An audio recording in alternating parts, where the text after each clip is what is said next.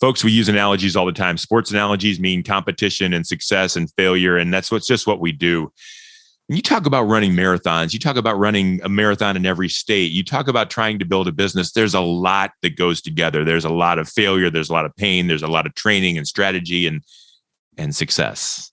And we're going to talk about that next with Jeff Smith. This is A Dash of Grit. Recipes for success from courageous leaders who overcome challenges and build great things. Now, podcasting from Spire to leaders in local communities like yours, here is Brian Leflock. And let's get cooking. So I'm excited to talk with you today because sometimes you meet people and you're like, wait, that's me. He gets it. He gets grit. He gets action. He gets activity. He gets never giving up. He understands the things that you're talking about. Why doesn't everybody understand me like that? And I'm excited that I met Jeff Smith. Jeff is our guest today on Dash of Grit. He is the CEO of the Ohio Insurance Agents Association. And he's a native of Northern Ohio, where this show emanates from. And I'm really excited to talk with Jeff about grit because it's part of his company's philosophy. It's part of his philosophy on life. And Jeff, I'm excited to introduce you to our folks. Welcome to Dash of Grit. Well, Brian, thanks for having me. I appreciate it. I'm excited to be a part of the program today.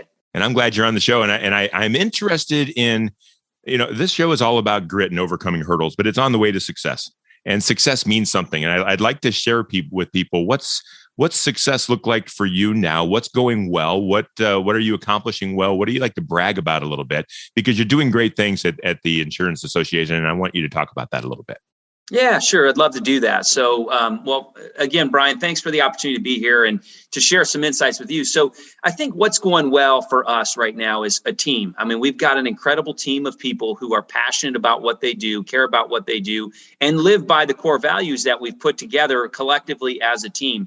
Like everyone out there, we've weathered the storm of COVID, and it's actually created greater connectivity in our organization with our team, with our volunteer leaders, our board of directors, and the mission and the purpose around why we exist and what we do for independent insurance agents across the great state of Ohio. So it's I think of all the things that you can be proud about, it's the people that you do the work with, and ultimately that's where we found great success. We've got, we're a small business. We've only got, 22 people on the team, but we've got 22 people who I am confident care deeply about what they're doing. They're gritty about what they're doing. They're passionate. They like to have fun, and they support each other. And that's, by and large, with all the other business metrics and accomplishments that we've had and the goals that we've had, they're all great. But at the end of the day, it's the people who we've supported and the team that we've built that I'm most proud of. And tell me a little bit about who that is that you support and what you do. What does your company do? What's the goal? What's the idea? How do you serve people?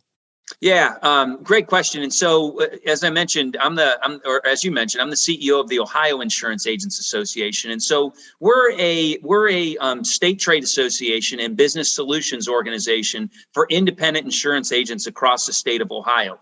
We, provide services to about 1,500 agencies across the state of Ohio, and we do a number of things for them. We do advocacy. We provide professional development and education services for them. We provide insurance coverages from their professional liability, errors and emissions coverage to cyber coverage to, EPLI and health insurance.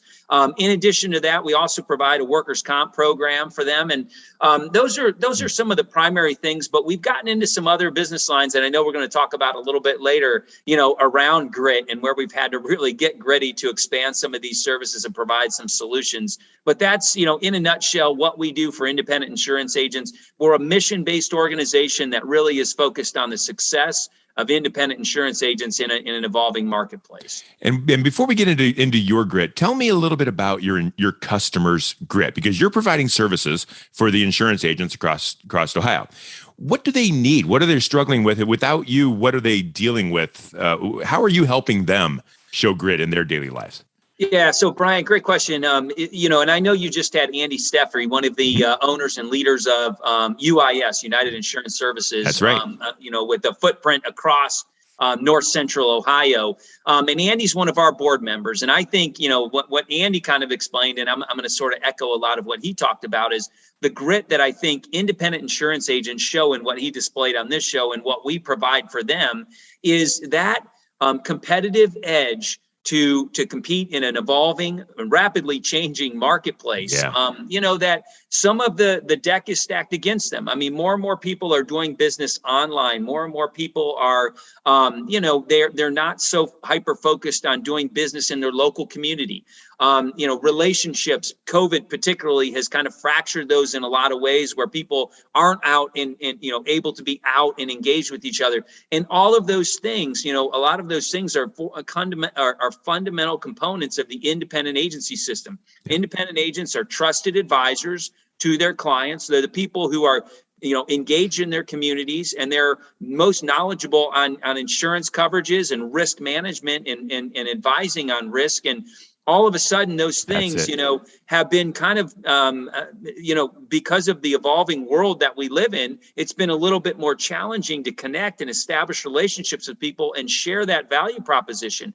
But yet, I'm confident it's not at all going away or receding, because as you know, we live in an increasingly more complex world, one where we're all faced with greater, we're faced with greater challenges in our daily lives.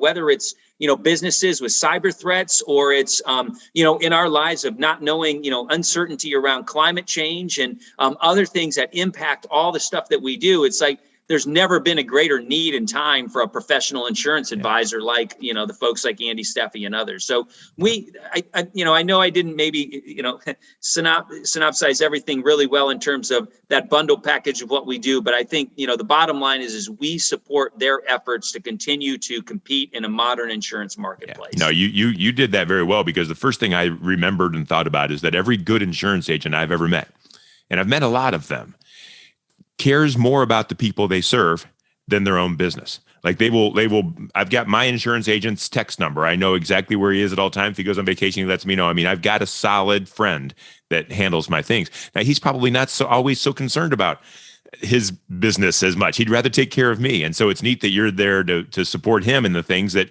he just needs some focus in on that. So I'm glad you're doing what you're doing. That's fantastic. Yeah, thanks. And I'll tell you, Brian, I mean, to that point, I think, one of the cornerstones of a good independent insurance agent is the integrity, the noble nature with which they go about doing their business and in their profession, and the honor with which they do it. And it truly is, you put the protection of your clients above all else. And when we see that's how our people operate, that's the example that Andy, lives by and shares. And he's just one of thousands out there that are doing everything they can to protect Ohioans and their livelihood. That's right. And that's where you come in. And so let's talk about that. Let's talk about grit. Let's talk about the things that you've had to overcome to get to this spot where you are in, doing this extremely important job of helping others help others. I'm interested in your story. What would you like to talk about? Yeah. So Brian, I'd like to share a personal and professional. So we subscribed a little bit to the Gino Wickman theory on traction. I don't know. EOS? If it's right back there. Can you see the traction book on the back? Oh yeah, I see it right there. Yep, right behind you. Absolutely. So yeah, we subscribe to EOS, and as you know, in the level 10 meetings with each EOS session, you start with a personal professional. So I'd love to maybe go down that direction. And yes, sir. I've had personal, situations where I had to show grit, and same thing with professional. So I may start with personal, just, to maybe share a little bit more about myself. And as we were talking before the conversation, I've been a long distance runner for, really the last 20 years of my life, and started out when I moved to Columbus from, Northern Ohio. When I moved to Columbus, it was, just run a block around the neighborhood to try to figure out where things are at and what kind of neighborhood I'm living in. Yeah. And from there, it got into, something where I just really, I started to really enjoy the health benefits of long distance running. And so I went from running a block to running a marathon. And once you start moving, you can't stop moving. Once you start, I know it's really hard, especially you get those endorphins, and I really developed a love for it. So I ended up, getting pretty serious about running marathons. And, it took me throughout the country. I did this, crazy thing called the 50 State Marathon Club. And, it was over an 11 period. It's a group where you run a marathon in all 50 states. And over the course of 11 years, so from 2003 to 2014, I went across the country and ran a marathon in all 50 states and the District of Columbia, and had a great time doing it. But there were some experiences during that where grit just came full full force, where you had to get really gritty to finish, a bunch of races. But there's one in particular I just wanted to share on the personal front. Yeah. It was 2009, October of 2009. I was running the Columbus Marathon. And at that point, I'd been running marathons for 6 years and progressively getting a little bit faster. But I gotten to the point where I wanted to qualify for, the infamous Boston Marathon. Okay. And, at that time, at my age, I had to run 3:10, a 3 hour and 10-minute marathon, which was about a 7:15 pace. To do that, though, I also got an extra 59 seconds. They let you, at that time, the race was popular, but it wasn't crazy popular, where they allowed you an extra, you had to be 3:10, but they didn't cut you off at 3:09:59. It was 3:10:59 basically would qualify you. So okay. I trained, for 6 months. I really focused exclusively on that race. It was right before our first child, my son Lincoln, was born. And it's like, this was going to be the one opportunity I was going to have to exclusively kind of focus on training. So I did the training. I put in the work. I upped my miles. I did the speed training, everything you would do to get ready for a marathon like that. And I get out there on the course. We have a perfect weather day. I'm 10 miles into the race and everything is going really well. And at mile 10, we're heading into German Village out just outside of connected really to the downtown Columbus. And we're going through a water stop and everything tunnels into this water stop. Yeah. And all of a sudden I get clipped from behind by another runner and I just take a tumble. I mean, I take a full on somersault tumble.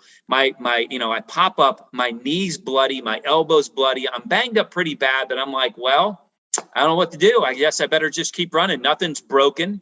So I lose, 30 seconds right there where I'm like kind of in a fog and, trying to dust myself off. And I get up and I keep hustling and running. And you know what? I figured out like, all right, I'm hurting, but I'm not going to stop. So I keep going. I'm hustling through.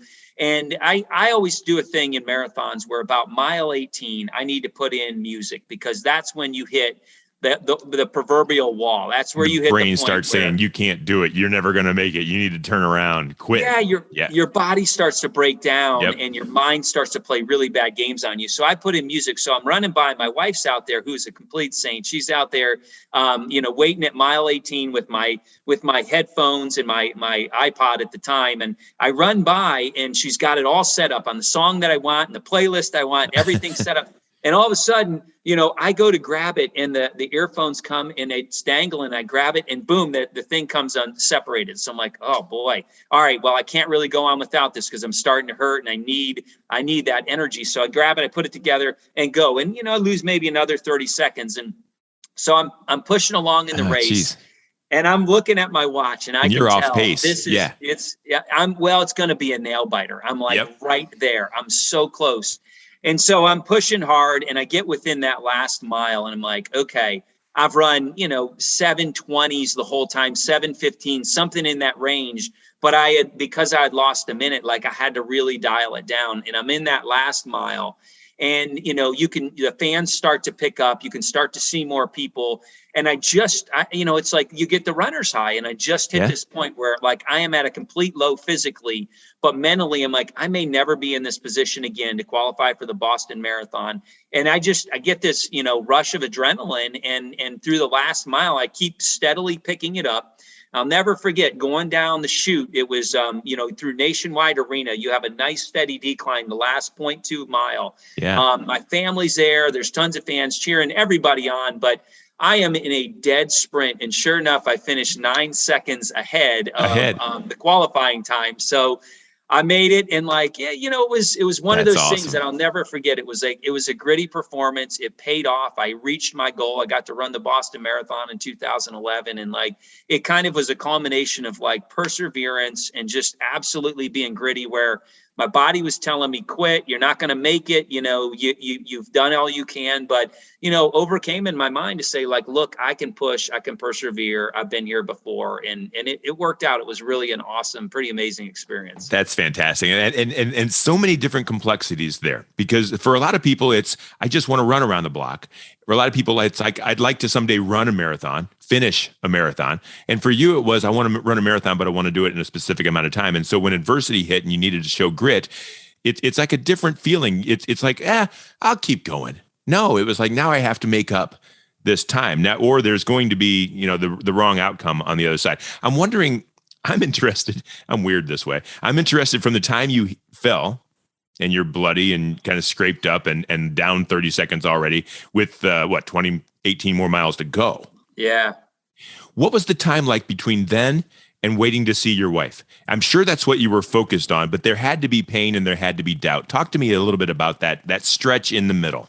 Yeah, there was. And you do everything you can to kind of just like try to make it a normal like training run as much as possible. But it's a big run. I mean, I wasn't running to win, but for me, I was running for my fastest time by 10 minutes. Before that, I was a 3:20 marathoner. So I'm trying to shave 10 minutes.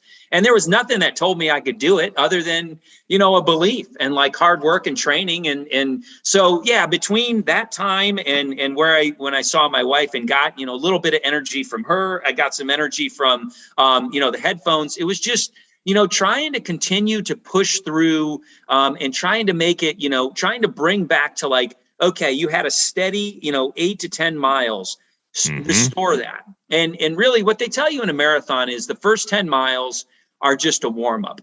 The second 10 miles are where your training kicks in. The last 6 miles is where the race starts. And so I tried to kind of break it down like that, where I was like a 10, 10, and 10. 10 was completely normal until I fell. Right. And then the next 10, I was like, okay, this stinks. Like I'm a little banged up, but I didn't fall too far off pace. So I still knew it was in the realm of possibility that I was going to make it. But, it was really when I got that extra boost of energy at the end, that's when the race did begin. And that's where, the grit and the perseverance had to kick in. Yeah. Yeah. And so when on the finish line, so I'm interested in that runner's high part, because all of us in business and a lot of folks are listening to this and they're using this analogy. When you realized you were going to hit it, at least you thought you were going to be really darn close. Was there, what's that? Explain to people what that's like when you're coming up on the goal, you're about to hit the goal. A lot of people miss their goals. I mean, probably 80-90% of people. I mean, failure is how we succeed, right? Talk to me about success. I want to hear about what that must have felt like crossing that line. It's an amazing feeling. And I'll tell you, there's been 4 times in my running career. So, kind of like you, I may log about 1,000 miles this year. And, over my lifetime, I think I've logged, probably 25,000 miles. Like I've on average, typically been 1,000 or more, for the last 18 years. And so it's really ingrained in my blood, but I've had 4 experiences where I've hit that runner's high where, you read about these stories about people just doing things that are out of body almost like, someone lifting a car off of someone who's trapped under it or whatever it may be. And I'm not equating anything to what I did as heroic, but, trying to describe like you're in this state where you feel like you can do the impossible. Like, I for whatever reason, I knew I was close. And I was like, no cramp, no leg cramp, no lack of breath, no muscle soreness. Nothing was going to stop me from accomplishing that. Yeah. And once I did, I mean, I'm a fairly emotional person. So it was like waterworks, I couldn't hold it together, but I crossed that finish line. And the crazy thing was, Brian, like, when you start a marathon, I didn't start at the front. I started a couple hundred people deep. So my clock time from the start time was off, but I had it on my watch. I knew I had done it on my watch, but I didn't know what the actual chip time may say. And so it took a little bit until I saw it register. I'm like, okay, everything sank up the way it was supposed to. And it was just an amazing feeling. Like it's one of those things that, I get it why, people chase that because it's hard, for anything to meet that. I mean, absent like, the birth of my children and my wedding day and, maybe graduation from law school and a few other things like that are momentous occasions, like hitting those other personal goals. Like those are really big things and special experiences. And I'm so glad you shared it. You and I were talking, I love to run too. I don't run marathons. I failed miserably my first one, which means I'll succeed the next one. But the idea that when you're out there and you're trying for something, you're shooting for something and you're going through your mind, what do I have to do? What do I have to accomplish? It's a shift from business. And the thing that I want people to hear now is when you're in business and you set a goal for yourself, that story you just shared, that's the grind, man. You got to put the months of practice in or the planning of the strategy or put the business plan or whatever. You got to dive in head first. You got to know that somebody's going to trip you up along the way. You're going to get bloody. You get back up. I mean, I'm just telling your story again, but that's business. Pretty soon someone's going to help you out and give you your headphones, and then you're going to sprint to the end. And that feeling of accomplishment is why we do it. And that's why I'm really so glad you shared that story. That's life, man. That's business every single day, or for every single entrepreneur who is willing to take a chance. So yeah, it is absolutely. How'd the Boston Marathon go? I don't want to leave that hanging. Oh, it was awesome. I mean, great experience. Now, I didn't go out there to race, admittedly. No. I went out to have fun. It was 2 years post, birth of first child, and second one was on the way. So I was just out there to That's enjoy the fruits of the labor. Yeah. Yeah, but it was amazing. Like it's a cool experience. What they always say about marathons, particularly the Boston Marathon, is it's a unique sporting event where you're on the same course as the world's greatest. You don't, the high school football team doesn't play on the, they don't play in the same time as the Super Bowl champions. Yeah. They don't square up against each other. There's no other sport where an average person can get on the start line, and granted, they're never going to win, but they line up the same day, same time, same everything as the world's greatest. And so it was really cool to share the stage, with those folks and to be a part of that. But yeah, it's everything that everyone says about it. It is a celebration. That city embraces it. They do it on Patriots Day where they close everything down. Like, it is one of the coolest experiences I've ever had in my life. And I'd recommend it to anyone who's, who has a goal and is running marathons. Try to get into Boston. It will overwhelm you, the feeling of joy and euphoria there. So Jeff, you mentioned Traction. Traction starts in their business meetings, leader meetings with a personal and a business best. That's a personal grit. How about business? Share the same in business. So business, I was sharing with you, Brian, our business, we've been around for 124 years. So it's pretty well structured, and I think we're pretty good at the things that we're really good at. But a few years ago, about 5 years ago, we decided to try to venture into a new area. We wanted to build a data analytics company and consulting company for independent insurance agents. And it was truly a startup. We had this existing business, and we went out and created a separate corporation to build this business with. And it was a fascinating experience. I've talked to a lot of people who do startups, and they tell you got to get three things right. You got to get the people, the products, and the market right. And if you can't get those three things right, you're probably going to fail. But what I've been told is, of these folks who do startups, that the most important is the market. If you don't have the market, you can change people, you can change products, but you got to have the market. So we thought we had all three things right when we started this business, 5 years ago. And over time, what we found is you get some bumps and bruises in a startup. And I was not involved. I was involved in it, but I wasn't on the staff per se. I've always been with the OIA, the Ohio Insurance Agents, whereas this has been a separate company, housed within our confines. And so, I experienced a lot of bumps and bruises in a startup of trying to find our way around what's the right product.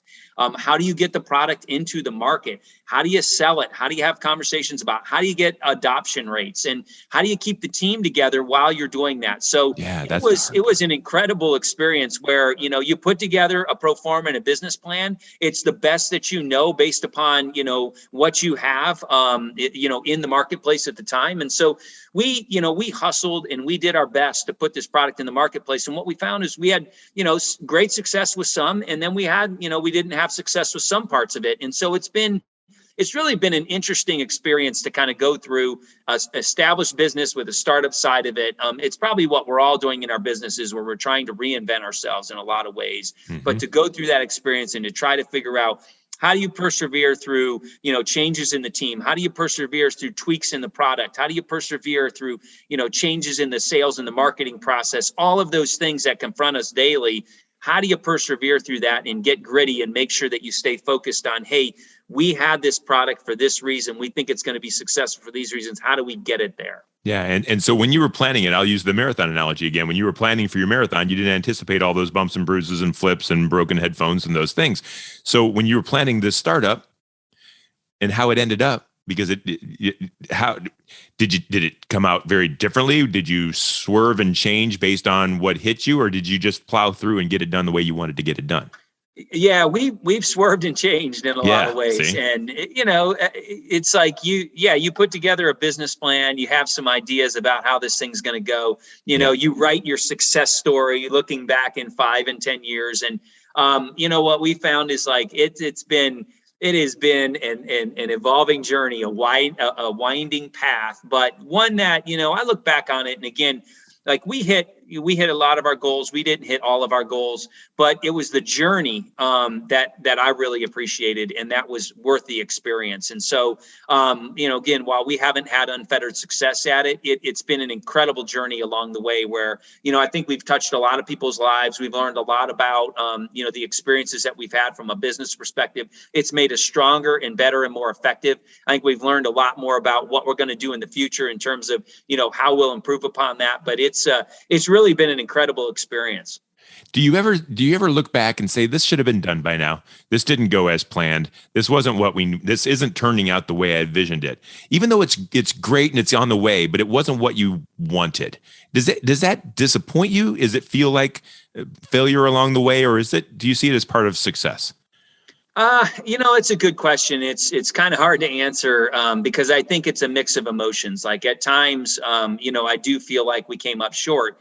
But there's no, to me, there should be no fear of failure, and there should be no, loss of enthusiasm or energy or pride in failure. Like, hey, we tried. You know what? That's always been my view. And some of the things we failed at, we took the risk. Like we had a bias towards action, and we took the risk and we tried. We didn't succeed at everything, but, show me anyone who has. Right. The greatest companies in the world, to the greatest athletes, to the greatest anything, like everyone has had failure along the way. It's those who learn lessons from the failure and grow from that, I think, that ultimately succeed in what is the game of life. And so that's where I feel like we've come out ahead, is that, yes, we've failed along the way. We've done some things that we absolutely should have done differently. But at the end of the day, I think it's, we've had a success because we've learned from those experiences. We've had a great journey, and it's been a ton of fun. And I think, our business is better positioned than it ever has been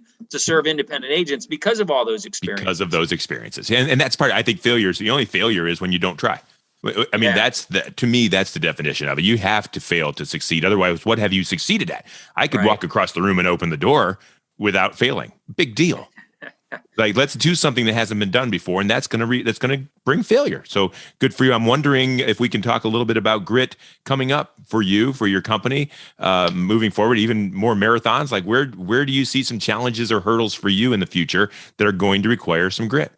Yeah. So, on the personal marathons, like my knees and hips are starting to show the wear and tear of 20,000 miles. So, my grit now is just like getting through the 3-day-a-week 4-mile run and the 8 and 10 miles on the weekends, because I want to run a marathon every year of my life for as long as I can. I'm at 18 years right now. I'd like to hit that 20, that 25, that 30 and 40, milestones. Like that would be kind of cool.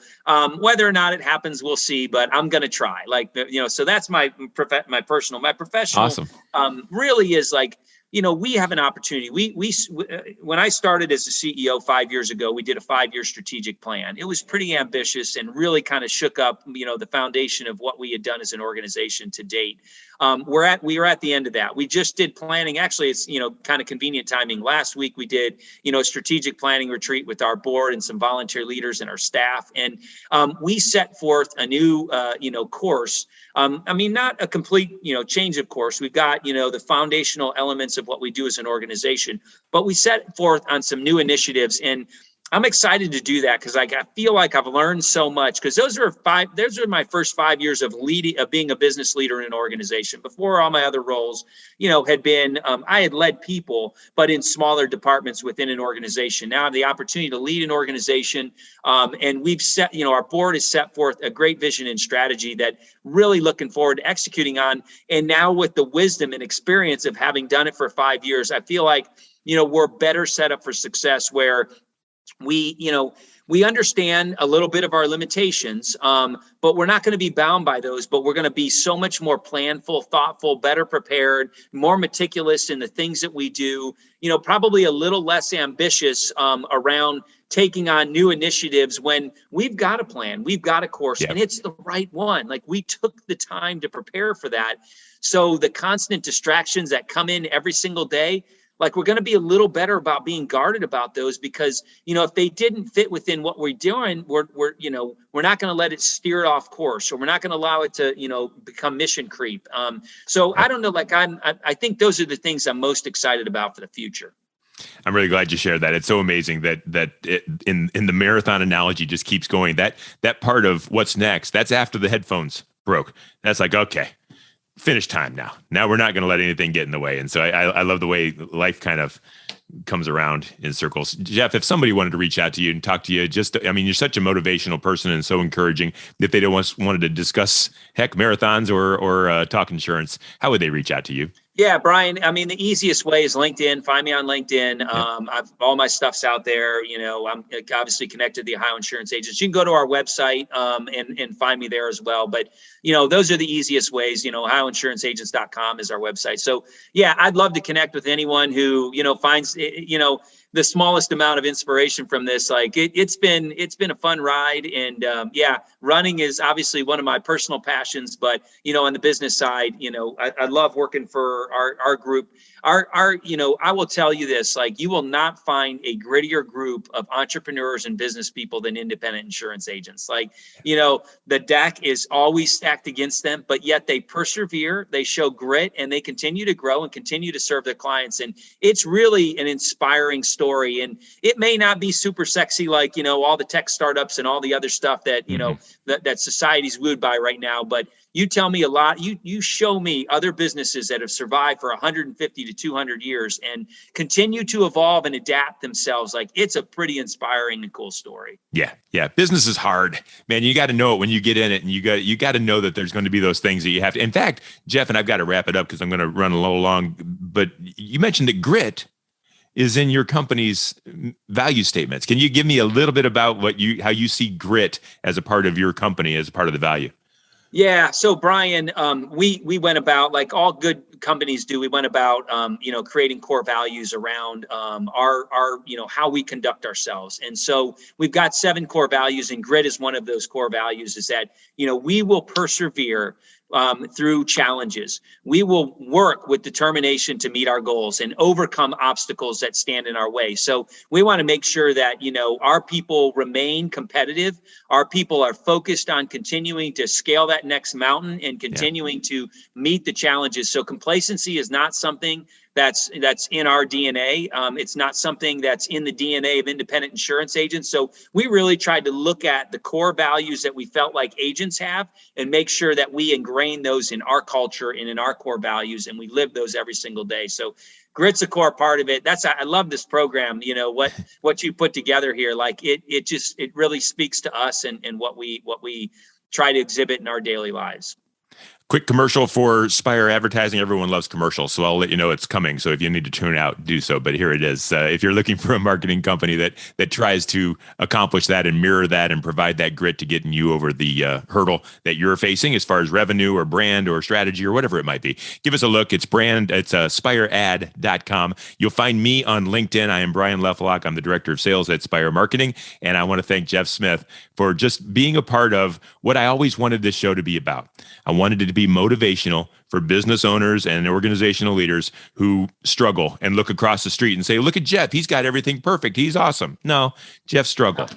Yeah, right. And so thank you for providing that motivation and letting people know that all they got to do is show up and try and finish, and the world will be a better place to live. So thank you for sharing your story. Yeah, thanks for having me, Brian. Folks, this is Dash of Grit. That's Jeff Smith. He's the CEO of Ohio Insurance Agents Association. And I'm thrilled that he was part of the show. I'm thrilled that you're listening. We have 60 some odd episodes in the bank. You can listen to those, and we do this every week. So until next time, stay gritty, win the day, and enjoy this wonderful world. This is a Dash of Grit. Recipes for success from courageous leaders who overcome challenges and build great things.